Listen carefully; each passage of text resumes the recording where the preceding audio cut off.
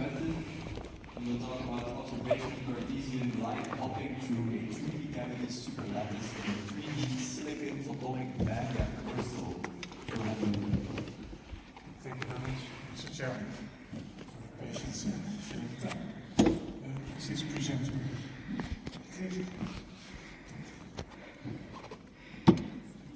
So, while I place my breath, we introduce first the team. Ravitej Uppu, Marek Kozon, on behalf of whom represent his work here. They couldn't be here because they're busy now. So therefore I have to draw to present this for you. So this is really about observing Cartesian light, and I'll show what it is. I will not discuss now the cartoons, because they will come by later on. If this presenting doesn't work. Click once on the slide first. Click with the mouse, Then it should work. Yes, but the mouse has its own vision. edit on the big screen. Yeah, not on the small screen. Yep. Good. So I would also like to thank all my colleagues without naming them because they don't fill the time. My senior colleagues also in Twente, in the Netherlands, and also many colleagues across the world, and our various funding agencies who of course make it possible to do this research. Okay, so this is the one-slide summary. So what we have here is a cartoon of a three-dimensional bandgap crystal. And in this crystal we define cavities at irregular positions. And since this crystal has a photonic bandgap, in principle no light can exist. But light can of course exist at the positions of these cavities. That's why they're drawn bright. And if this would be an isolated cavity, the light would be locked up and it could not go anywhere. But in this case, because there's neighboring cavities, the light can literally hop, and it can jump to light. So the light will really hop in directions. And since the directions are X, Y, Z, this is why our good friend Bill Barnes said, why don't you call this Cartesian light? So this is why we call this Cartesian light. It's basically light hopping in 3 dimensions, but only in X, Y, Z, in discrete directions. And this is a classical analog of a semiconductor defect band, which is the basis of the famous model of Philip Emerson. And so today I will show you real structures and the first real observations. So, as an ingredient for this work, we need to start from 3-dimensional photonic bandgaps. So, I need to start a little animation. Here, this. So this is an animation that you can find on our pop YouTube, which shows a piece of, say, silicon, in which you can see 2 sets of pores. This is the second set of pores. Here's again the first set of pores. So 2 perpendicular sets of pores are edged through. If you do that, then you get a structure which you see here in the set picture. So this is the edge of a wafer. This is the top side of the wafer, front side of the wafer. And there's pores edged in the front side, pores edged in the top side. And whenever these pores cross, you have a 3-dimensional structure. And so we fabricate many of these structures as enlightened here on this bar of silicon, which you see in various demagnification steps. And in the end, this is a bar as I hold in my hand in signature. So when you look, if you do spectroscopy reflectivity, you see very broad and bright stop bands, and they overlap from many directions and all polarizations. We've also done spontaneous emission studies with strong inhibition, scaling, and we really are convinced that these structures have a 3-dimensional photonic bandgap. And the structure is 10 microns, so naively you might say, it's small on the human scale. It is, but for the light, this is a large structure because the Bragg interference length is 30 times less. Okay, from the bandgap, we now need to put in a cavity. And the cavity is defined by taking 2 pores, so indicating green here, perpendicular pores, and making them on purpose smaller. So it means that you get an excess of high index material, an excess of silicon, and this excess silicon will then trap the light. And so this is the light confinement. And this is a calculation of a 5x5 unit cell, and this is the energy density at the frequency which is confined here. So it's really confined at the center of our supercell. And a small detail, what's important now, is that these cavity states, if we analyze them, turn out to be more or less dipole. Okay, if you have one cavity, now you want to go to many cavities, to n. So what we do is basically stack these defect pores every, in this case, 3 unit cells in the regular crystal. 3 unit cells in this way, and 3 unit cells in that way, in this plane. So then you basically make a whole crystal of crossing defect pores, which are periodic. And since this is a larger unit cell, this is what we call this a supercell, and therefore a superlattice. And this is the real thing. So this is again the edge of a silicon wafer, top side with holes edged in the x direction, front side with pores edged in minus z direction, and now you see enlightened or enhanced every 5 unit cells, in this case, pores which are in purpose smaller. So every time that a pore from this phase is crossing a pore from this phase, you get a defect, point defect which is cavity. So here there's 1, 2, 3, so 9, and here there's 9, so potentially this structure is 9 times 9 is 81 cavities. This is electron microscopy. Don't believe it because you don't see the electrons. This you can believe because you can see with your own eyes. This is a microscope image of a photonic band gap crystal without defects, and here's a crystal with unit cells every 3 defects seen with optical microscopy. So, which observations do we make? We send in light from the front, which is tunable. We look at reflectivity, and we also look at the light that's coming out of the top surface, which we call electron scattering. Because in reflectivity, we hope to see features inside the band gap, and inside the band gap, we also hope to see scattering, which comes out in a different direction than would send in initially.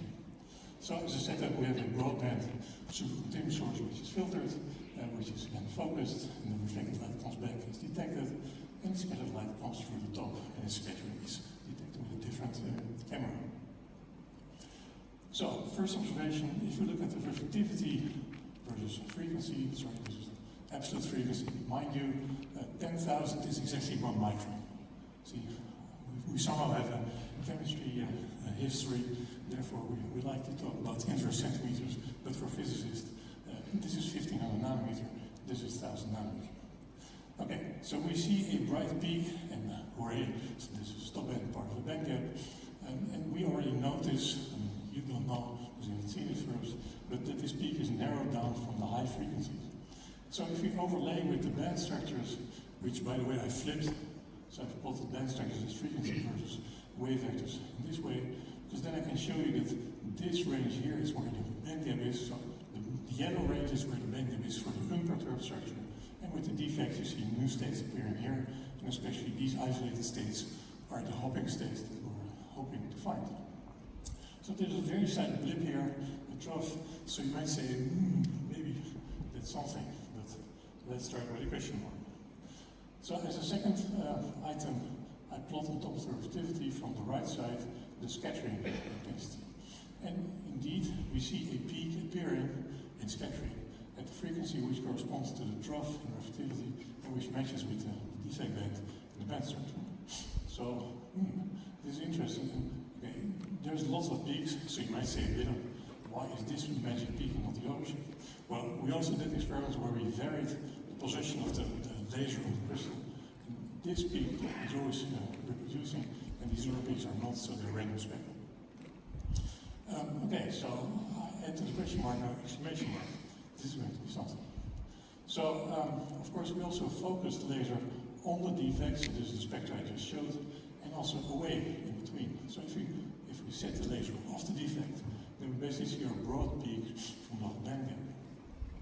And now there's a different scattering pattern which is completely different. And why is this so? Well, the distance between the cavities in this case is 3.5 microns. The size of the laser spot is much less, it's about 1 to 1.5 micron. And the Bragg length, which is the length of which light enters, is only 0.3. So if you inject light in between, it will never reach the cavities. So therefore you see a block crystal. Okay, so it gets even tighter. So in this experiment here, we scanned literally the laser across the sample. So here's a sample where every 3 unit cells there's defect, we scan across. The band gap is set by the red and the blue. So if you're away, you have a broad band gap. If you're on the defect, you have a narrow band gap. And we see this, that was catchment peak, and now that's really cool. It extends over at least 3 or 4 unit cells. So it's really a coupled resonator effect of light seeing all these cavities. And mind you, this is an artifact that we didn't intend. Something went wrong during the etching of this sample, so that the sample was chirped. But in fact, this is lucky, because now we get, let's say, the sample tunes the band gap, and even when the band gap is tuned, you see that the coupled states are still remaining coupled. So we compare this to a crystal where the distance is larger between the cavities. So you expect that here there's no coupling. And indeed, on this cavity, you see this fluorescence next to this one, so obviously there's no coupling. So far away cavities, not coupled, nearby cavities are coupled. Makes sense. But this was just one direction, and see, I was always advertising in 3-dimensional crystal.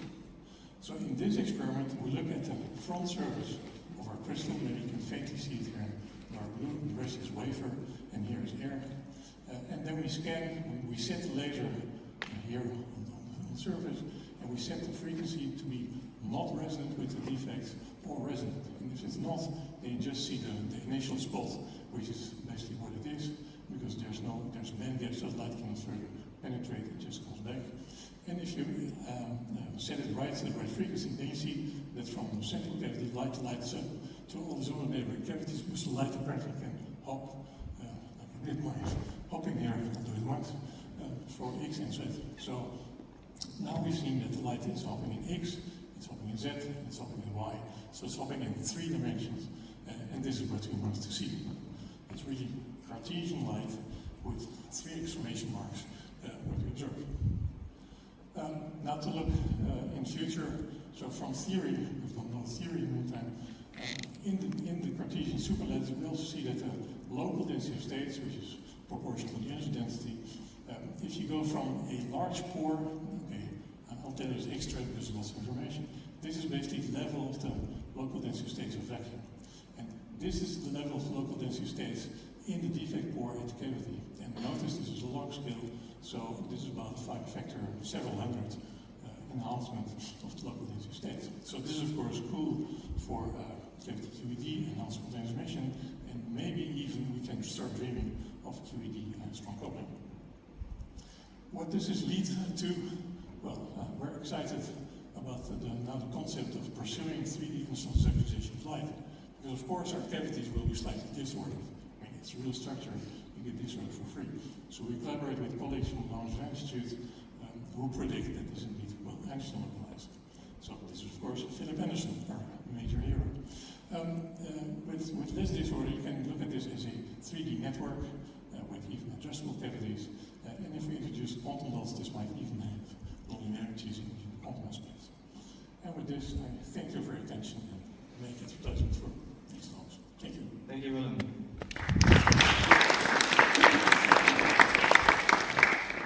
Very beautiful crystals. Thank you. Do we have any questions? So maybe all? Okay, Colin, go ahead. Sorry, we stole the microphone. Yeah, I was wondering about the Anderson localization. I would think, but I'm not sure that you would need a much bigger lattice to achieve this. Is that true, and how big would that be? Okay, so the question is, for this localization, would you need bigger length? Well, I would nearly provoke with a counter question. Do you know how much length you would want? I don't know if you're a theorist or No. Let's say we're not so worried about length scales because it's more about if localization length is short enough, then you would have localization. See, and from what theory tells us now, it's already localizing even for relatively small units. So the challenge I see right now is rather, can we make structures big enough to find telltale signals experimentally of localization? And again, see, we also know a thing or two about finite size scaling, so I think I would like to try.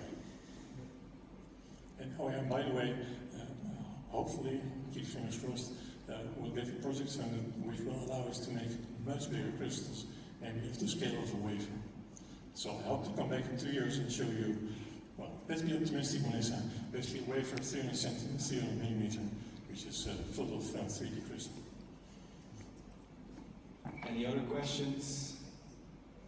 And maybe I have one quick question. I don't know if you can answer it quickly, but I'm very intrigued by how you make these crystals. So is this like a two-step etching process, or can you enlighten us in Maybe 20 seconds? In 20 seconds, I pull up a slide which you have. Yes. At least I can show you the slide. So this shows you the scheme that you start with the edge of a beam of silicon. You put a mask layer, you write the pattern A and B on two sides, so therefore the alignment is immediately guaranteed to within a nanometer. You etch this side, you etch that side, and then vavo. I can also show you in 10 seconds a slide about etching, if you like. Well, let's save that for maybe the break. So, yes. So here's at least an advertisement for serious deep etching and serious. And yes, it's not easy, and it takes a lot of work. I can imagine. All right, that's It's not easy.